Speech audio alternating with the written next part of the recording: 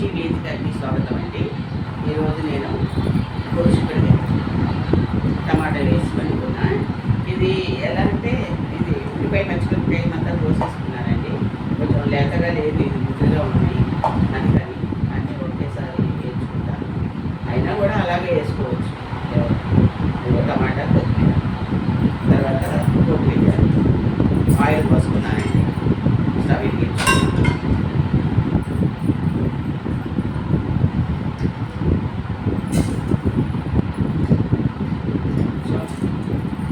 పసుపు వేసుకుంటే అన్నీ కలుపుకొని పెట్టుకున్నానండి.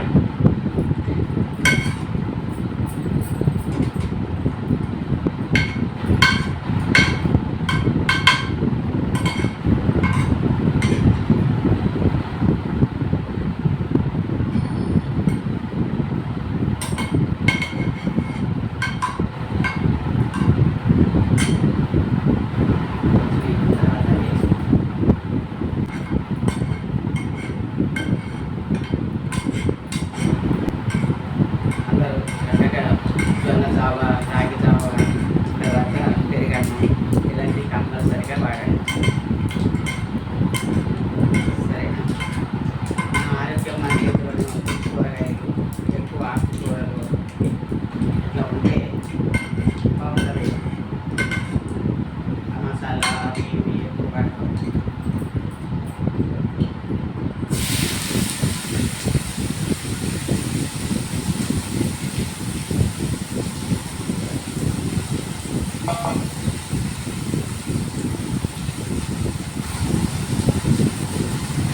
నాకు ఇక్కడ వెనకాల కోపం ఇస్తుంది కదా, ముందు దాని మీద పెట్టుకుంటున్నాను నేను. ఇక్కడ సరిపోతాను.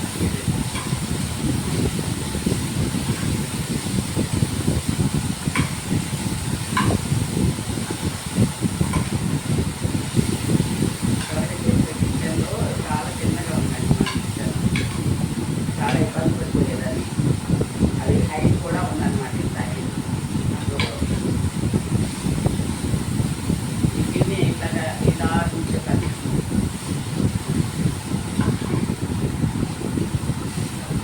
పిల్లలు ఎక్కడ పెట్టుకుంటారు.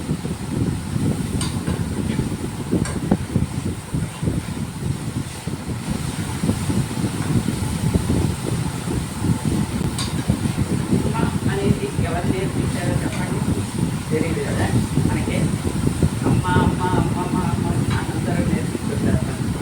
తెలియదు కానీ అది ఎంత మంచి పదం అంటే, లేవగానే అమ్మ భవాని అంటాం, దెబ్బ తగిలిన అమ్మ అంటాం, ఎక్కడైనా కూర్చున్నా అమ్మ అని అంటాం. ఏదో ఒక టైంలో అమ్మ తర్వాత ప్రతి 5 నిమిషాలకు ఒక్కసారి కనీసం అట్లా కలుస్తూనే ఉంటాం మనం రోజు. అమ్మ అమ్మ అమ్మ అని. ఆ అమ్మని ఎందుకండి ఇంత బాధ పెడుతున్నారు ఈ పిల్లలు కదా. రేపు వాళ్ళ అమ్మలు అవుతారు కదా, వాళ్ళు తల్లిదండ్రులు అవుతారు కదా, వాళ్ళు బాధ పెట్టకూడదు కదండి. దెబ్బ తగిలినప్పుడు అమ్మ అంటే ఆ నొప్పి అసలు ఉండదు కదా.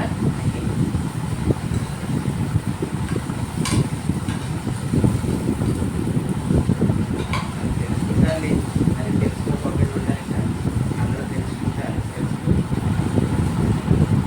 భగవంతుడి వల్ల మన పిల్లలు మంచి దారిలో నడుస్తుంటే సార్, ఆ భగవంతుడు మంచి జీవితాలు ఇస్తే సార్, మన వాడికి పట్టి ఎంతో ఈ పిల్లల్ని మా మీద ప్రేమ కలిగించు దయ కలిగించని. అమ్మ అంటేనే అసలు ఎంత ప్రేమ అండి. అసలు అది తట్టుకోలేము కదా. అమ్మ లేకపోతే అసలు మనం లేవు కదా. పిల్లలకి అంత తెలియటం లేదు.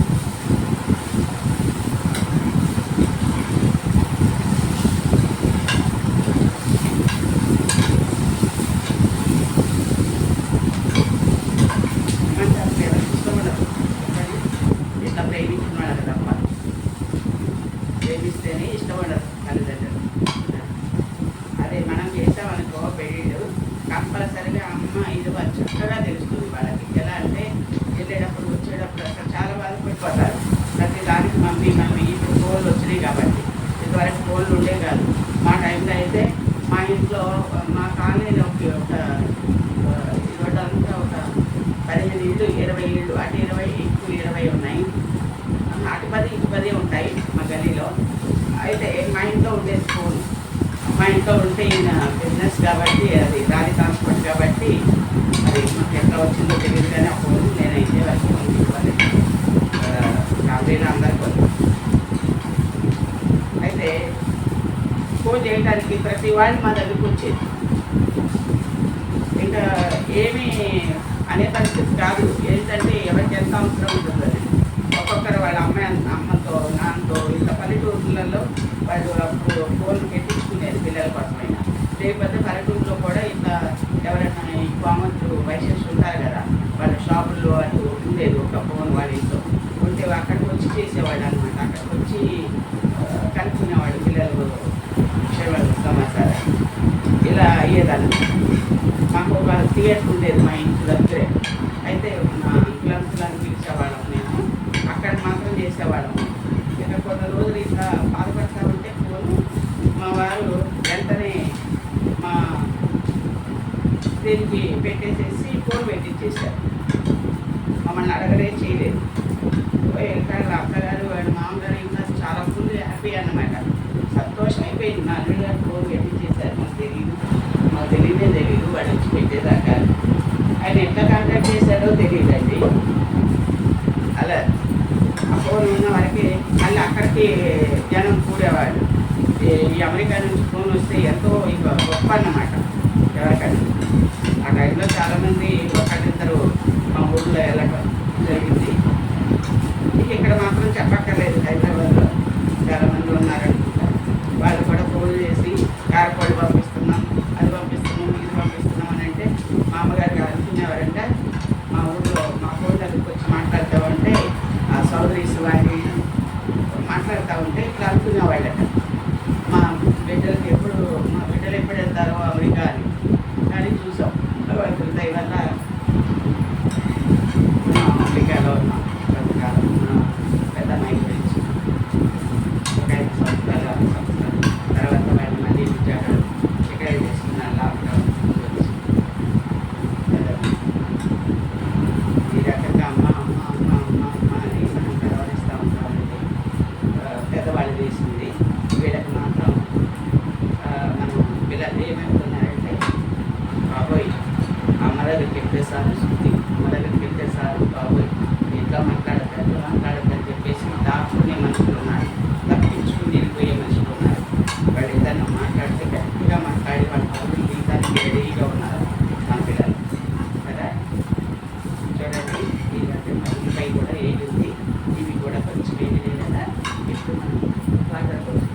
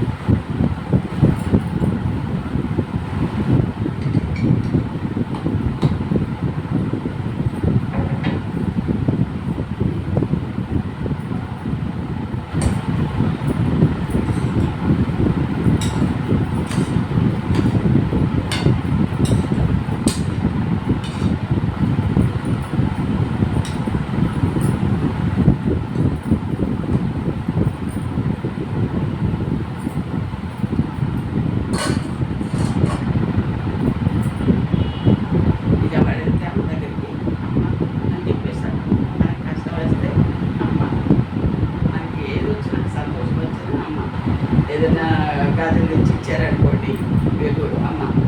అది ఇంకా ప్రతిదానికి అమ్మ అమ్మ అమ్మ అమ్మ అమ్మ ఇంతే. మన జీవితాంతం అమ్మని మర్చిపోవాలి. ఈ పిల్లలు వెంటనే మర్చిపోతారు 20 రోజులు. అమ్మ ఎవరో తెలియదు.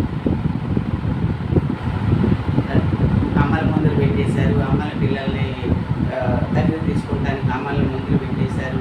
వాళ్ళతో ఎవరితో పోతుంటే ఎక్కడికైనా వెళ్ళారంటే ఏ గుడికన్నా ఏ పూజారైనా ఏదైనా కాస్త పాప ఎట్లా చేస్తుందండి అంటే ఏదైనా ఇచ్చాడనుకో, ఏ పొట్టు పెట్టమని అది మందు సమానం వాళ్ళకి.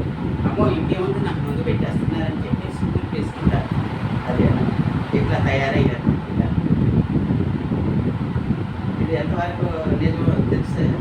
అంతేనా? చెప్పండి. లేదు, చెప్పట్లేదు, కామెంట్ చేయట్లేదు. అయినా నేను కరెక్ట్గా మాట్లాడుతున్నానో లేదో నాకు తెలియటం లేదు. మీరేం చెప్పట్లేదు కాబట్టి చెప్పండి ప్లీజ్. ఎవరైనా కుటుంబాలకు వచ్చినా మనకి ఎవండి అనటం ఒక రకంగా ఉంటుంది, అమ్మ అని పిలవటం ఒక రకంగా ఉంటుంది. పెద్దవాళ్ళైనా చిన్నవాళ్ళైనా మా ఇంటికాడికి వచ్చి అమ్మ ఉన్నారమ్మా, లోపల ఉన్నారా అని అడుగుతారు. అమ్మ అనగానే ఎంత మంచిగా అనిపిస్తుందో, వాళ్ళు పరమయ్య వచ్చిందనుకోండి అమ్మ అని పిలుస్తుంది, ఎంత మంచిగా అనిపిస్తుందో. అది వెళ్ళేదాకా అది ఒక కనీసం ఒక 100 సార్లన్నా పిలుస్తుంది. అమ్మ ఇది చేయనా, అది చేయనా, ఇది ఎక్కడ పెట్టినా, అది ఇక్కడ పెట్టినా, ఇట్లా ఎంత మంచిగా అనిపిస్తుందండి ఆ పదం. దానికి ఉన్న ఫలమే వేరండి. ఫలం వచ్చేస్తుంది. మనం ఏం తిన్నా తినకపోయినా ఫలం వచ్చేస్తుంది మనకి. అయిపోయిందండి. చిక్కుడుకాయ చాలా, ఈరోజు చిక్కుడుకాయ చాలా అంటే గట్టిగా ఉన్నాయన్నమాట, బాగా ముడిపోయింది. కూరగాయల అమ్మాయి ఆమె ఏదో ఇస్తుంది, నేను ఏదో తెచ్చేస్తాను. ఆ గేట్ కట్టుకు వస్తే లేదా ఇంకా మా పిల్లలు ఎక్కడ బయటకు వెళ్ళినప్పుడు తెస్తారు, వీళ్ళు లేదు మా దగ్గర తీసుకోవాలి. సరే అన్ని వీళ్ళని పోయి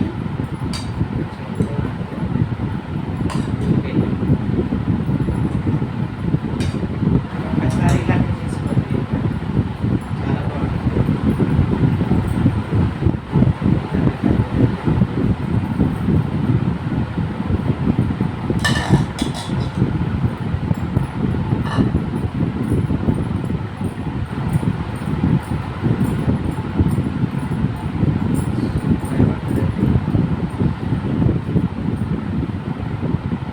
చపాతీలు తినాలా ఈ టైంలో? బాగుంటుంది చపాతీలు.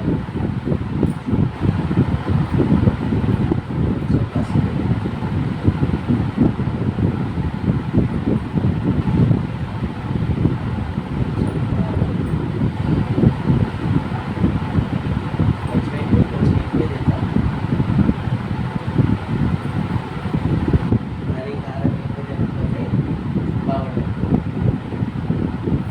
తినాలి కూడా. ఉప్పు కారం నూనె సక్రమంగా తినండి, చూడండి ఎలా ఉంటుంది. తినాలి.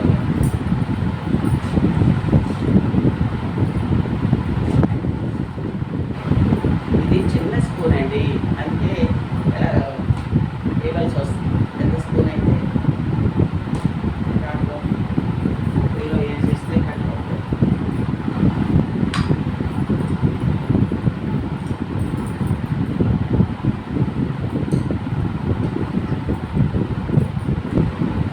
కొంచెం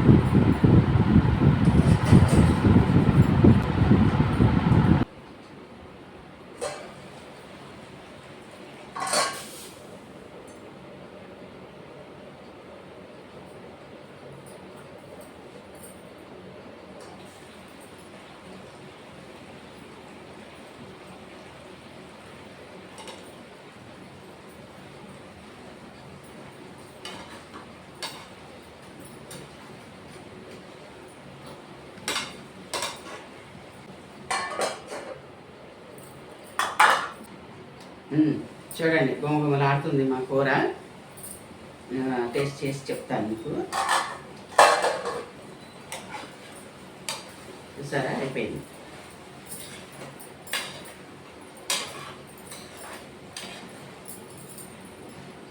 సూపర్గా ఉందండి. స్టవ్ బంద్ చేస్తున్నాను.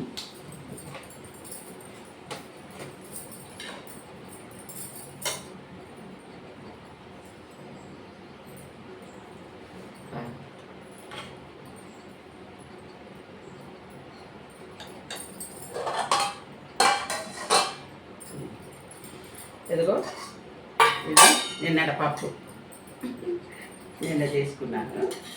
ఈ పప్పు ఉంది, ఈ కూర ఇప్పుడు వండాను. ఇది కూడా పొద్దున వేయించుకున్నాను. దీంట్లో కానీ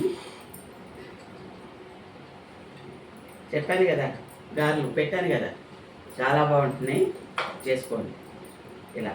ఇది కూడా సద్దన్నం. ఏం తింటారండి అంటే ఇదిగో ఇది. మిగిలినవి మాత్రం పోనేమని నేను, ఎందుకంటే మేము తింటాం, మజ్జిగలో ఇట్లా వేసుకుని తినేస్తాం అన్నమాట. నిన్న మా పాప వస్తుంది తింటుంది అనుకున్నా, వచ్చింది, తను తినలేదు. కాకుందండి కూర, అన్నం చల్లగా ఉండబట్టి బతికిపోయా. వేడికి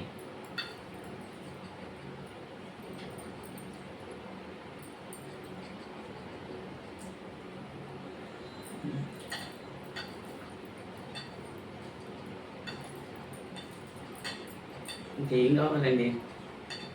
మనం సద్దన్నం తిన్నామా లేకపోతే సద్దుకూరలు తిన్నామా అని కాదు, మనం ఎంత ఆరోగ్యంగా ఉన్నామా, మనం ఎంత మంచిగా ఉన్నామా అనేది కావాలి మనకి కదా.